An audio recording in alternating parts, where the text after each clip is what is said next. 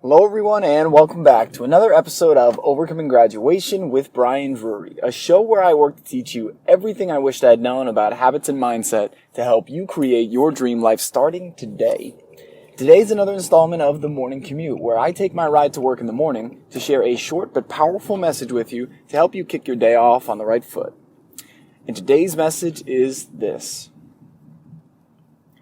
What type of salsa do you dance?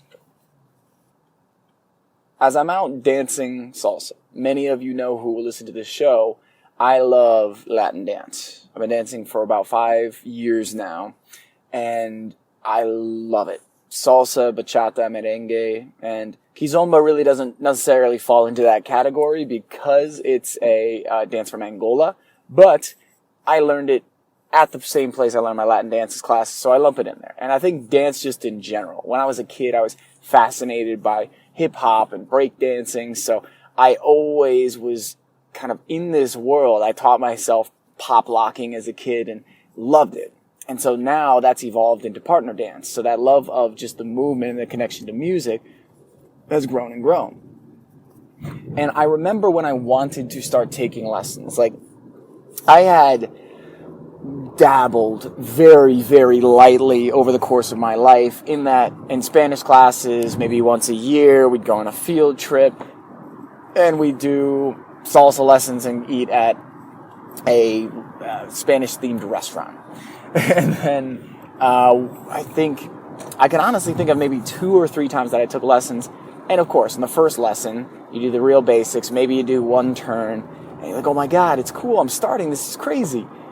And never really picked it up, never stuck with it.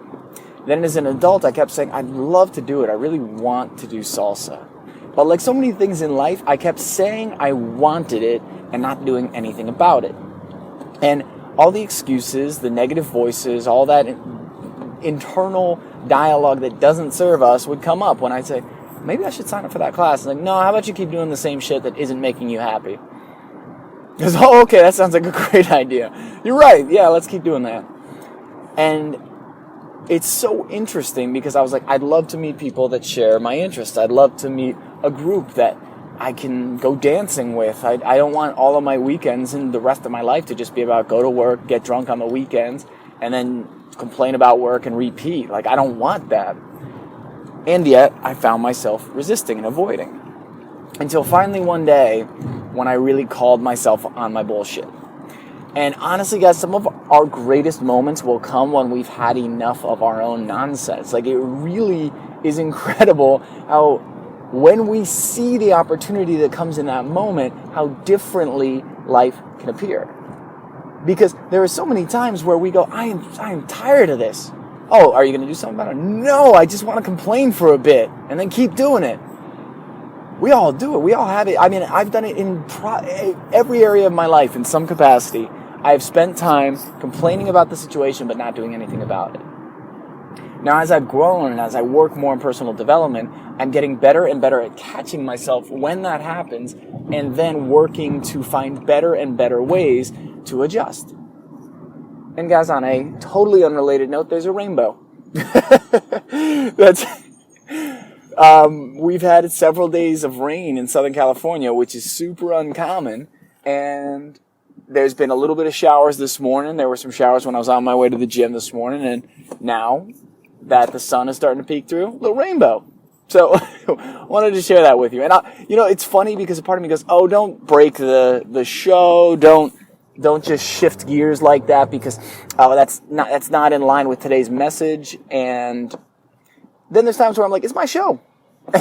And part of the reason this show exists is to help you find your joy in life and celebrate the little moments and find the miracles that exist in every day. So why would I not share that? Why would I not bring you in on that? So, like we were saying, back to today's message with Brian Drury of Overcoming Graduation. So let me jump back in. There are so many things that we say we want to do, we don't make the changes, but what's interesting is what is the difference between the moment that we say, I'm tired of it, and we make the change, and I'm tired of it, and we just complain for a bit and then go back to it.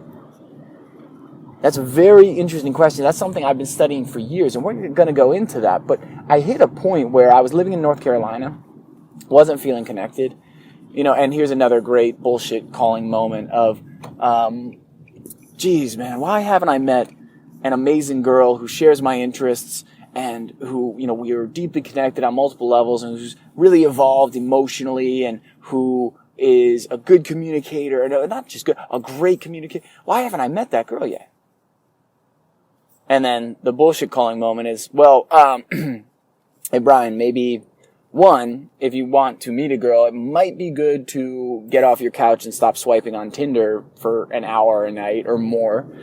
Two, you want this girl to have all those traits and qualities, right? Yeah, absolutely. Like, I mean, that's really what I want. Cool. Have you developed those traits in yourself?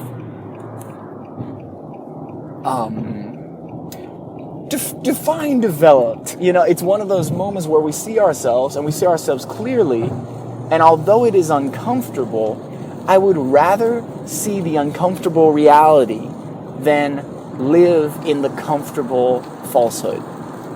I would much rather see the uncomfortable reality because then I can do something about it.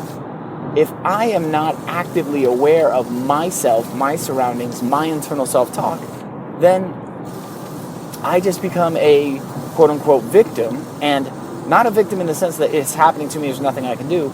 I choose to be a victim because I choose to be blind to my own truths and what I can do about them. And so I had that with relationships, I had it with dance. I said, I really want to dance, but it's probably going to be too expensive, and it's probably going to be really far, and the classes might be too hard, and I don't really have a lot of time. Bullshit. But like all of it was lies. It's just things that my brain is trying to use to keep me in my comfort zone. Finally, I'm like, you know what? Just Google it. Just go on Meetup. That's how you found things before. Go on Meetup.com. Look up dance class, like salsa dance classes, and just sign up for one. Just find one. I mean, but my budget. I didn't have a budget. It's like, this will throw off all my savings. It's like I didn't have a savings plan. It's like just realizing that I was trying to use all these things to keep me comfortable, because underlying that was the fear of what if I'm not good at it? What if they reject me? What if people don't like me?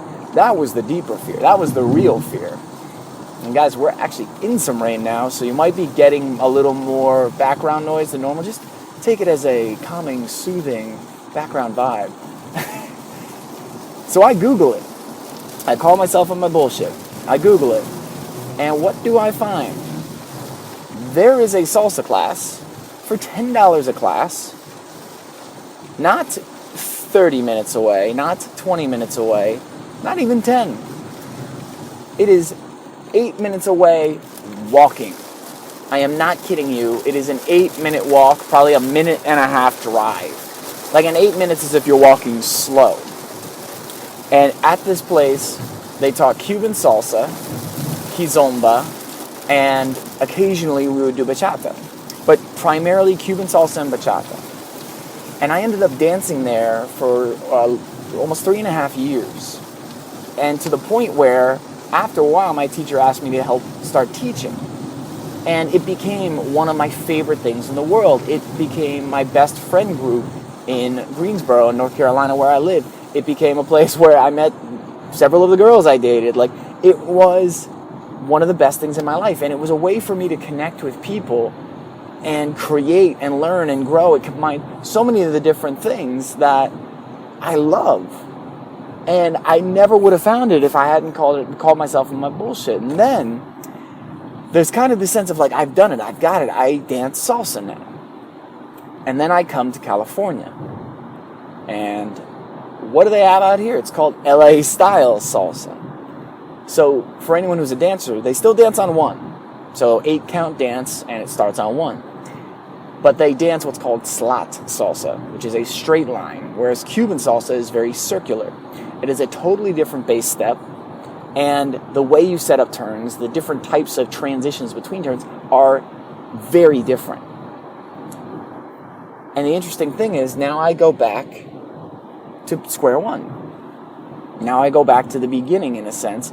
Not completely, but I go from real confident out on the dance floor that I can dance a whole song and do lots of fun turns and mix things up and really just kind of get lost in the music a little bit, to now I'm back in thinking. I'm back in building the muscle memory. I'm back in the basics. And so there's that feeling of, I was good at this.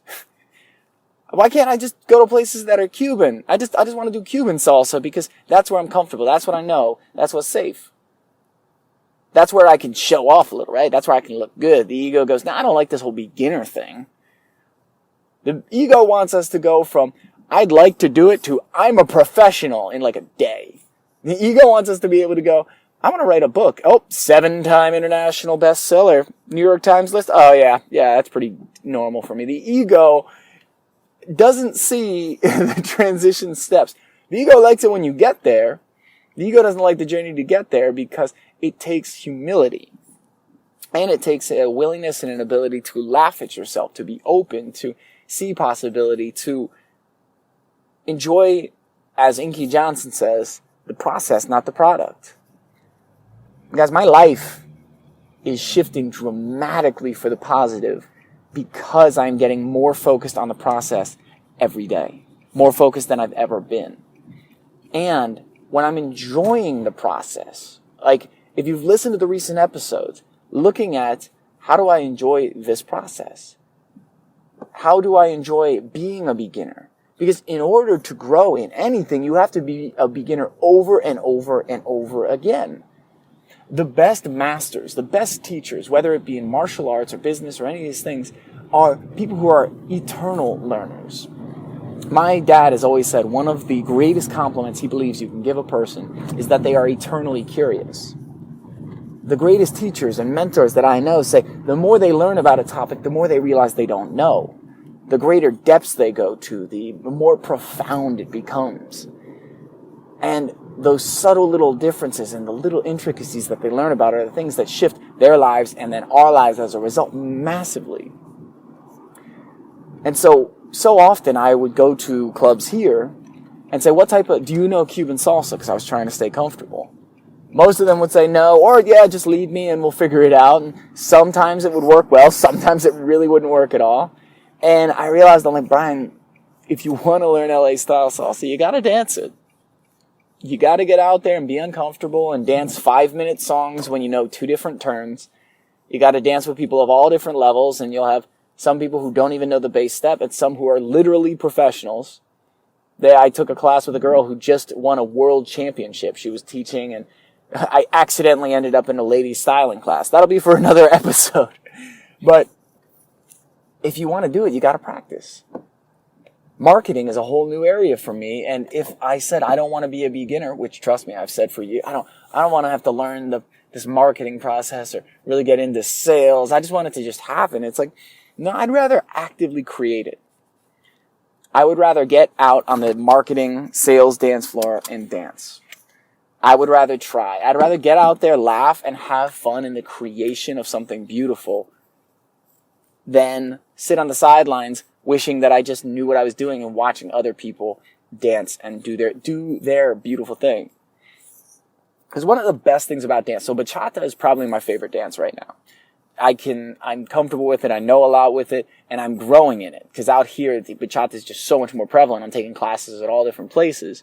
So that's like my fun growth, higher level dance. And then LA style salsa is kind of like I'm coming up, Phoenix from the ashes. The salsa ashes, which is not salsa that you dip chips in, but you know what I'm saying. And the beautiful thing about it is I take these classes, I get to dance, I get to be out there, and as I've taken classes, what Jim Quick and many other mentors say, and Jim Quick being a mentor I've never met, but one day will. I would love to meet him. He's a fantastic dude. He's so interesting. But he says that success leaves clues. He's not the first person I've heard to say it. It's just the first person that comes to mind. And when I have gone to workshops, I've gone to seminars, when I've done all these different things, what each of the teachers has said, sometimes in various ways, sometimes very directly and very bluntly, is dancing is much more about how you dance, not what you do. Because imagine the person that's strict, stoic, serious, and just all business out there, and their moves are perfect, but there's zero connection to the other person. There's no real energy or vibe or joy in it. And you just kind of like, all right, well, yeah, you look good, but it just does. I don't feel anything. That's like a lot of people in life. Things look good. They have a great Instagram profile. They have a great social media presence, but they don't feel happy. They don't feel joy. They don't feel connected because it's just about the facade. It's just about looking good. It's about other people going, oh yeah, that guy's a good dancer.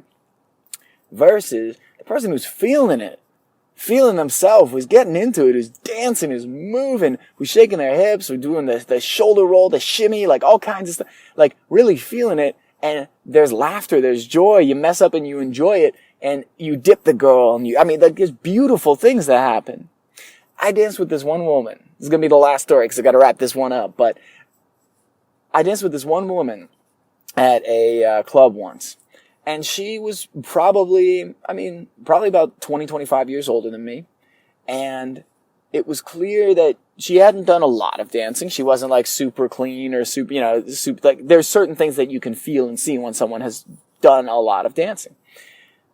But she worked it. I mean, she went for it. She was doing all kinds of footwork and hand motions. And totally zero fear, like no shame, and she shouldn't feel shame. You know what I'm saying? It's like, it wasn't like, oh my God, what are the, excuse me guys.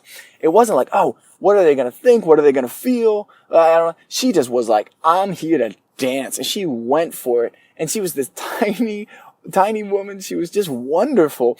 I literally was having so much fun dancing with her that I had to look away at someone away from us. And like, I was like, this is amazing. And she goes, I know. So not only were she and I having a ball, but the people around us were just enjoying it so much. I was like, this is amazing. Like, she was inspiring me. I'm like, I'm holding back. I need to get more free like this and not care and just put it out there.